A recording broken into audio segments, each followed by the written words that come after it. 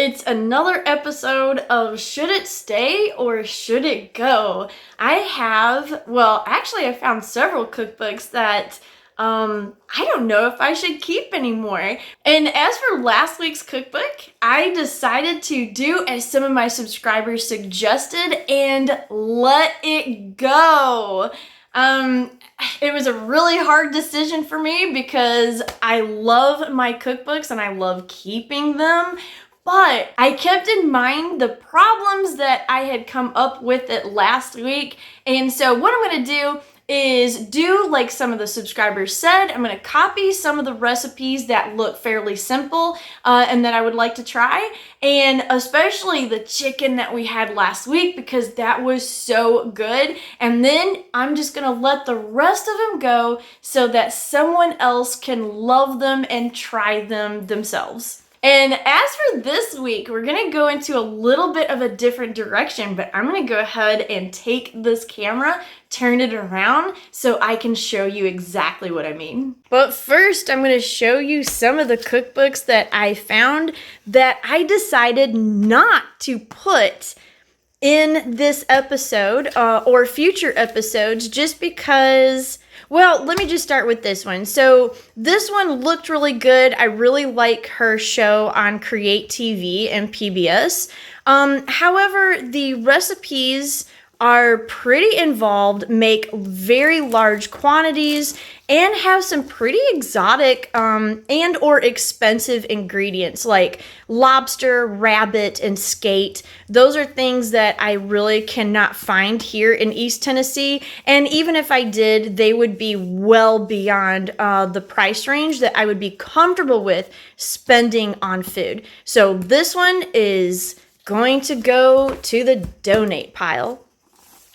This one also, now this one was very hard for me to let go. However, this kind of has the same issues. It has some really fantastic history about the western half of the United States and the national parks that you find there. But am I ever going to make this? No, I have no desire to eat rattlesnake. And some of the other recipes, you know, they do look good, but not good enough really for me to try. Like cactus, that would be extremely difficult for me to find. This looks pretty good, but you know, I mean, it's something I could probably find online. So yeah, the cookbook was kind of felt a little jumbled and all over the place in terms of like types of food and, you know, what you may or may not be able to find in your grocery store. So as beautiful as it is, it's gonna go to the donate pile. This one, I thought when I saw this at Ollie's for just $5.99, I thought this would be great. I used to do a lot of entertaining with friends, and so I thought, ooh, I can do like this little buffet spread of all kinds of little fun bites.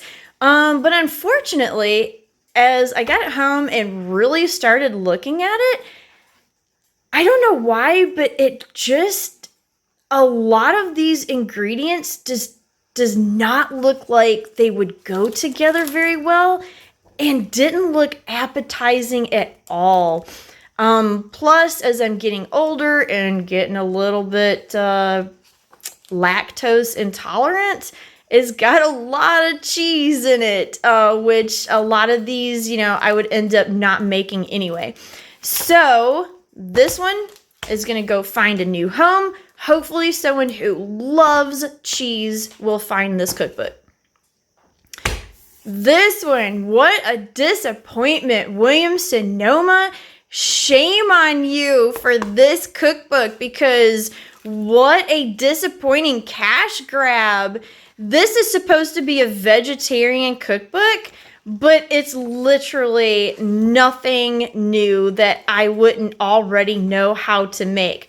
And this is shame on me. Should have, you know, looked more through it at the used bookstore that I got it from. But I saw Williams-Sonoma and thought, oh, that's going to be great. But who doesn't know how to make green beans? You know, this isn't complete vegetarian meals. These are just things that are vegetarian by default that, you know, people make on a daily, weekly basis anyway. No joke, there's actually a recipe for mashed potatoes in here. Now, what vegetarian makes a meal just out of mashed potatoes? It didn't make sense. The layout doesn't make sense. And overall, it's just a poorly put together cookbook with some very unappetizing and poorly thought out recipes. So this one is definitely going in the donate pile. This one, I tried so hard. At one time, I was really into this eat clean diet, and I saw a vegetarian version, and I thought, oh, I'm so excited. This is going to be great. However, the recipes usually tend to be complicated, expensive to make because you're sourcing a lot of different ingredients that are kind of on the unusual side. And I hate to say it, but I've tried several recipes out of this book. None of them have actually tasted that good, which, you know, is the ultimate crime for a cookbook. If it doesn't taste good, why am I making it? And why am I forcing myself to eat it? I mean, it doesn't matter how good it is for you. If it doesn't taste good, you're not going to stick with it. So this, unfortunately for me, is going to be a donate book just because it just did not hit my particular taste buds very well. We also have this one. This one actually won an award. I thought this was going to be great. I love international cooking, especially Asian countries, because I just love the way they cook. I love the freshness of their food and a lot of the flavors that they put together. However, this one, again, I should have looked a little bit more into it at the used bookstore instead of just grabbing it.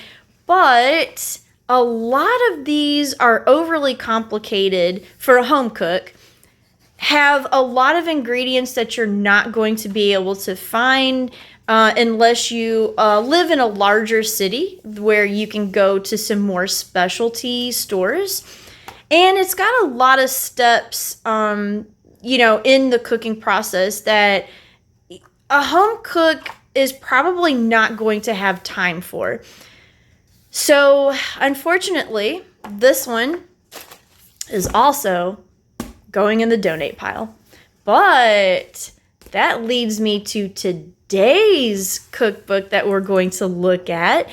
I bought this one, Japanese Farm Food, several years ago, and I have never used it.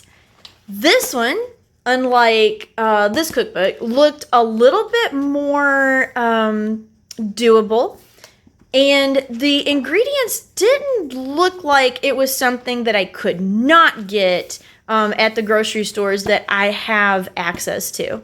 Now, I did think about traveling outside of my particular area to go to a Asian market and see if I could source some of these things, but then I thought that kind of defeats the purpose because we're looking at these cookbooks to see how accessible they are. So I decided to stay in my area, which still has, you know, fairly large grocery stores packed with lots of international foods, and I was able to find quite a bit of what I needed. The only substitutions are going to be I'm using rice vinegar that I already had instead of buying sake. And because miso in my area is so expensive, like, I mean, ridiculous level expensive, the internet assured me that we can go ahead and substitute soy sauce. I've done that in the past successfully, so we're going to stick with the soy sauce that I already have. So we're going to go ahead and try to organize this a little bit better,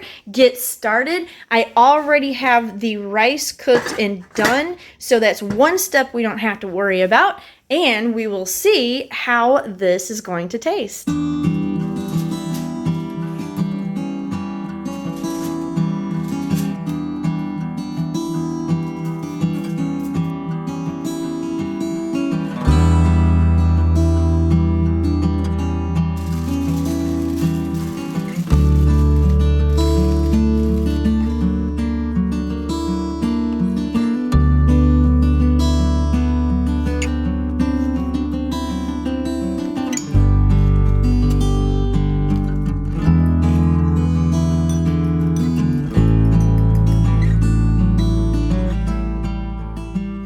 Okay, these recipes are going a lot faster than I anticipated. I need help in the kitchen. So I grabbed my sous chef. We're gonna try to hurry up and get this going because, I don't know, it's a little scary in here right now, but we're gonna pull it together. So our fish is done, but we've got to pull these two recipes together pretty quick. So I'm gonna go ahead and pull this off, add it to the bowl that I've got with the onions and garlic and ginger. Mitch is on his way to cooking the peas. So that is what we're going to do. Wish us luck, and we're gonna try to get these done at roughly the same time.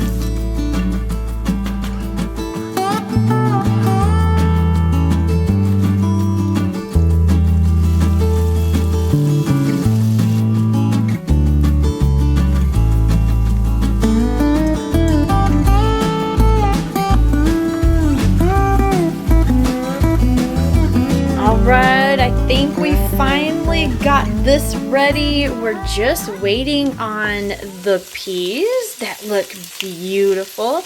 We're going to let that simmer just a little bit more, and then we add our soy sauce, and those are done. So hopefully we will be ready to eat in just a few minutes. Okay, wow. Now, part of it's the recipe's fault, which we'll get into. Part of it's my fault. I'm a little jittery today. You know, I probably just tired. Yeah. You know, I did a lot yesterday. I'm just kind of like running on empty a little bit. So part of it was me just trying to run around the kitchen and desperately try to get things done, which is why sous chef came in here and took over one of the dishes for me. So let's do the taste test before we get into, you know, kind of what happened. Okay. Okay. Let's go with the star of the show, or what should be the star.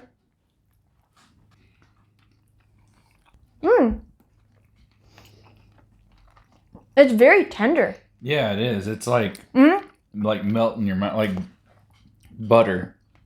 Yeah. Consistency in your mouth. And know what I mean? something that I've noticed with Japanese cooking, it seems like it's plain, but yet you strangely can't keep eating. You know what I mean? Yeah, like you can't keep from eating it. There's something that in the simplicity of the recipe, it actually lets the fish or whatever it is I was shine gonna say through. this is. You don't really taste like the flavoring that was added to it as much as it just, the flavoring enhances the flavor of the fish itself. Yeah. So it's like it lets the fish be the centerpiece, not what you did to it, kind of. Yeah. And it really is. It's kind of addictive. Yeah, like I want to take another bite. Yeah, I mean, it really is. Yeah. So I'm going to give this one a try. Yeah. Yeah, I think it was, that particular was pretty quick. Like it got done before everything else. This was the simplest, easiest recipe we did out of the three, I think. Let's go ahead. Let's do your dish. Let's try your dish. Dun, dun, dun. I feel like I overcooked it a little bit. We shall see. Yeah, I think it actually... Like, it's actually really good. The flavoring is really good, too. Like, again, very subtle. Yeah. Leaving it, like, the snap pea is, like, crispier like this. Like, is a really good texture for that. Excellent. Yeah. I can, like... Our propensity to just kind of cook vegetables to death. We tend to overcook it, but yeah, I didn't know this snap peas would, like, we've cooked it before. Yeah. Well, we've cooked it too much. Yeah. And I didn't know it could have that crispy crunch to it like it does. It's actually really good. Yeah. So this, I mean, this also is a win, I think. Like, I mean, try this. And this was, like, fairly simple, I think, to throw together. Okay, now... Let's do the one that caused us a little bit of trouble. The reason why Mitch had to hurry up and come in here and do this third dish. The fried rice.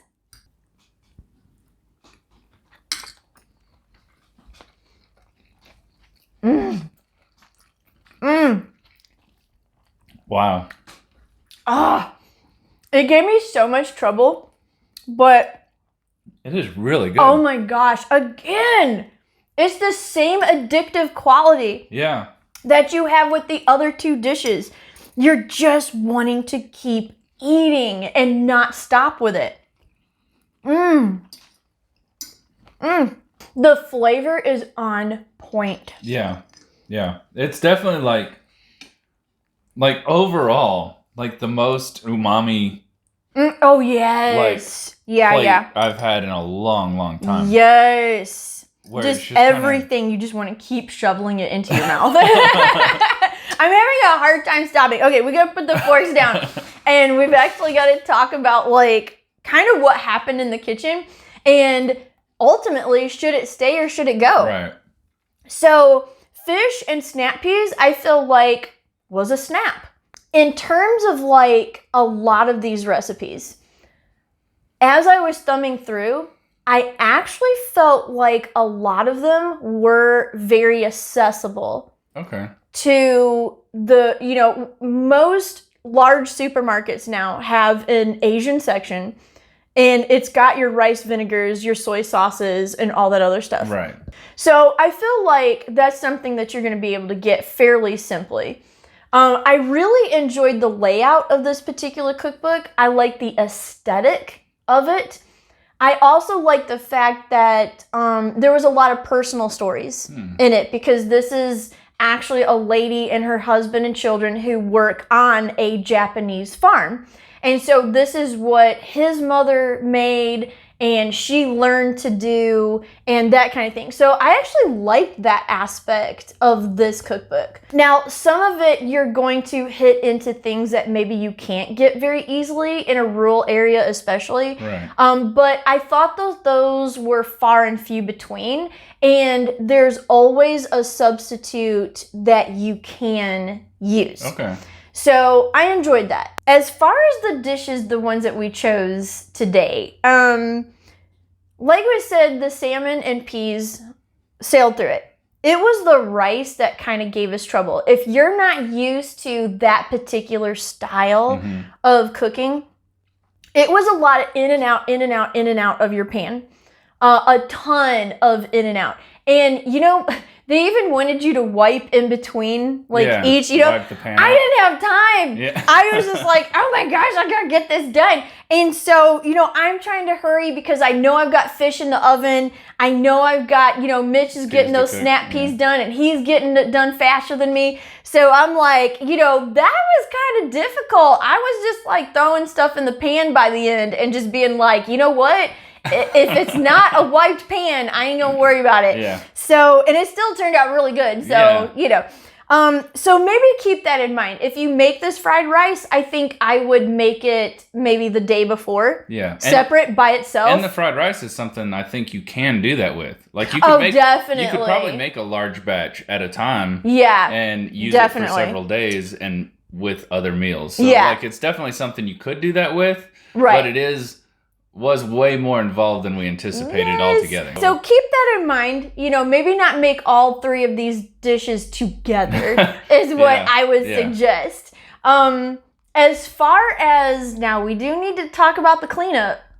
Oh, yeah. This required, just like last week, but I actually think it made more. Yeah. If you can actually believe that. As you're seeing in the footage, we got a lot of dishes. We got a lot of cleanup to do. And that was even with me cleaning up kind of in between. If I had a second to step away from this rice. So, bear that in mind. It's got a lot of cleanup that you're going to end up doing and extra dishes. Right.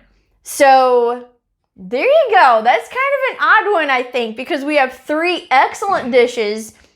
A lot of really easy recipes in here. So should it stay or should it go? I'm kind of inclined to just keep this one for a little bit longer, and test out some of the other recipes. Yeah. So I don't know. Let me know in the comments what you think. Should I let this one go or should I just kind of experiment a little bit more and see what other things are in here? Because this at least proved to me that the recipes taste really good. Yeah, the flavor is definitely on point. Yes. So there you go. Another episode done. And next week we're going to have yet another cookbook that I'm going to pull out of this blue cabinet that I've never ever used in the years that I've had it. And we will see if that cookbook is something that should stay or I should just donate it. So thanks for watching this episode. We'll see you in the next one. Bye. And if you like historical cooking and unusual cookbooks, here's 2 more videos you might enjoy. And make sure to like and subscribe for more foodie adventures.